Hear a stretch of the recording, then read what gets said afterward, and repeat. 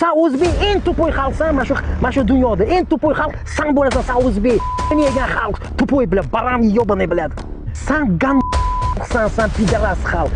Voy, buni sudga berish kerak. Meni sudga berish kerak emas, seni devorga qo'yib otish kerak. Sen xalqni konslagerda, seni bolalaringlardan birga sen xalqni yo'qib tashlash kerak. Chunki sen tupoy xalq, yashashingga haqqing yo'q sen xalqni. Unda umuman vodiyda shunaqa odat borki, mana orqamda yosh bolalar o'ynayapti-da.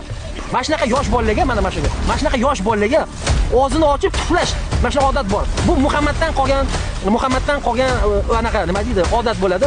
Chunki odamlar Muhammadni tahorat qilgan suvni, keyin tuflagan, keyin odamlarga ichtirgan. Tushunasizlarmi? Shunchalik chimodin bu. Mana shu islom shunchalik chimodin. Tushundinglarmi sen gandonlar? Ya harom, если meni ko'rib turgan bo'lsang, tем более vodiyga til tekkizma.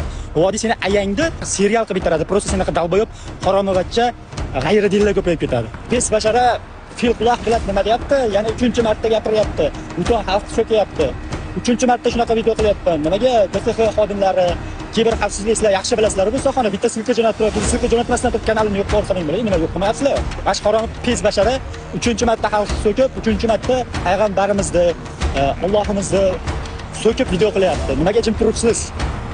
Hurmatli kiber xavfsizlik, mabodo biz video chiqib qo'ysak, videomizda noto'g'ri gap ketib qolsa, yozasizlar. Bunaqa. Tем более YouTube'da boryapti şimdi. YouTube'da. Nimaga ularga yozadigan bo'lsalar yoki vatanchi topiga pasayishni o'rniga ko'tarilib ketyapti.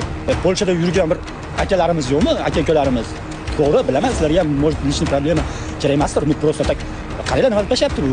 Topinglar, nima qiladi? Bunaqa bakalashgan ko'rsatib qo'yinglar. O'tirib turibsizlar, bir chekkada tomosha qilib turinglar.